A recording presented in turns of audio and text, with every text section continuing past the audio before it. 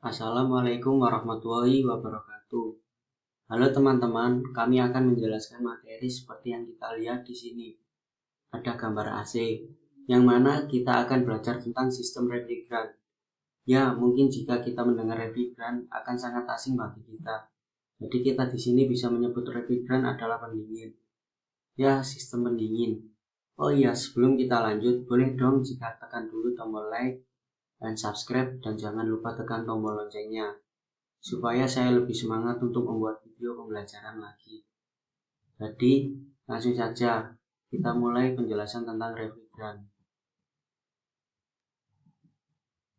Pengertian refrigeran atau sistem pendinginan adalah proses menghilangkan zat panas dari suatu zat yang memindahkannya ke zat lain, misalnya kulkas rumah tangga dan AC yang mendinginkan udara di dalamnya.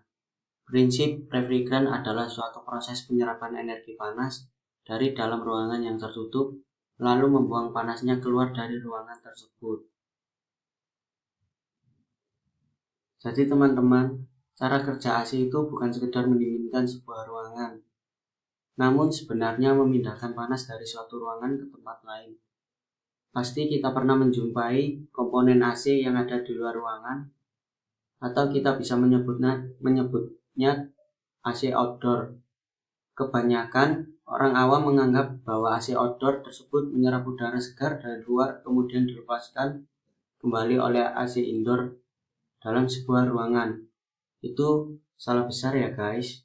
Sebenarnya AC yang berada dalam ruang tersebut menyerap udara panas sekitarnya, kemudian didinginkan dalam sistem kerja AC yang kemudian dilepaskan kembali dalam keadaan dingin atau bertemperatur rendah. Lalu, apakah panas itu hilang? Tidak kawan, melainkan panas disalurkan kepada AC outdoor yang nantinya dilepaskan dalam bentuk udara panas. Ya, ini siklus refrigerator sistem AC.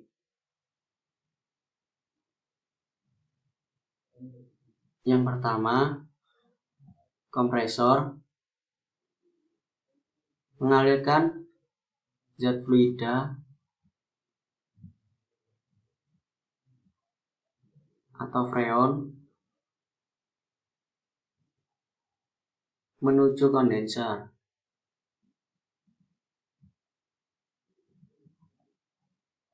Di kondenser, fluida mengalami pemanasan sehingga suhu fluida atau freon naik. Habis dari kondenser, fluida menuju expansion valve.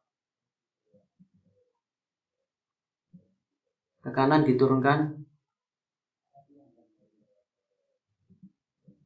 mengalami evaporator.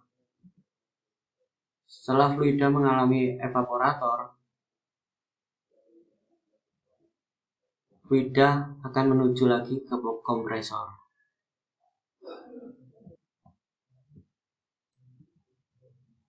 Komponen-komponen utama sistem pendingin.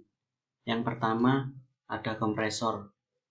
Fungsinya untuk memompa bahan pendingin melalui seluruh sistem dan menarik uap refrigeran dari evaporator melalui pipa hisap.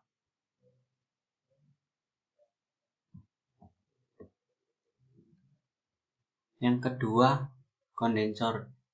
Fungsi dari kondensor adalah alat penukar kalor, heat exchanger, yang digunakan untuk mengondensasikan atau mengubah gas yang bertekanan tinggi berubah menjadi cairan yang bertekanan tinggi, yang kemudian akan dialirkan ke receiver dryer dan dilanjutkan ke expansion valve.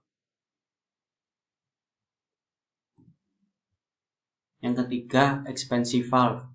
Fungsinya untuk menurunkan suhu dan tekanan cairan pendingin kemudian menyalurkan ke evaporator. Yang keempat, evaporator. Fungsinya untuk mengubah sebagian atau keseluruhan sebuah pelarut dari sebuah larutan dari bentuk cair menjadi uap. Macam-macam refrigeran. 1. Refrigeran fluorokarbon terhidrogenasi atau yang disebut dengan HFC.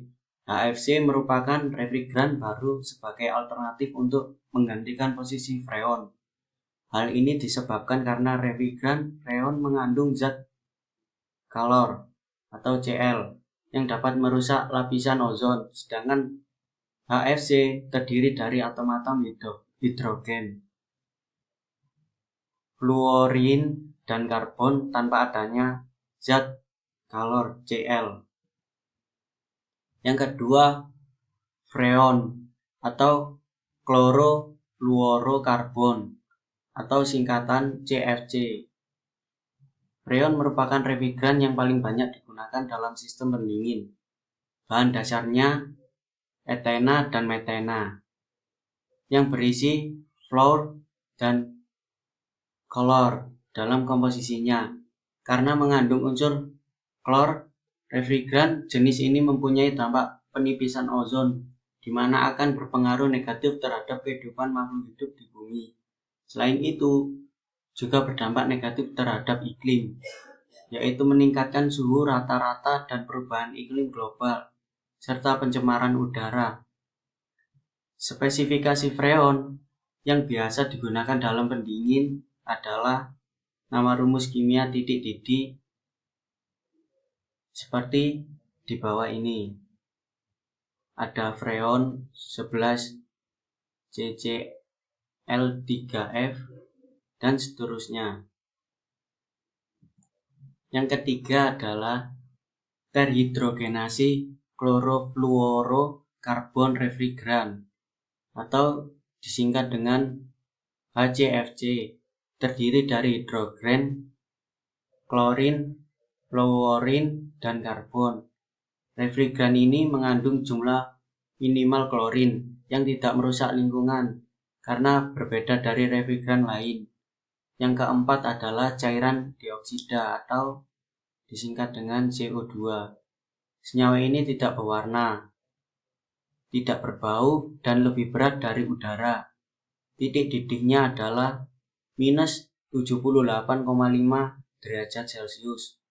Berat jenisnya adalah 1,56 dan hanya dapat beroperasi pada tekanan tinggi, sehingga pemakaiannya terbatas dan biasanya dipakai pada proses refrigerasi dengan tekanan per ton yang besar. Ya, ini dia prinsip kerja sistem pendingin. Ada evaporator, lalu dekompresor.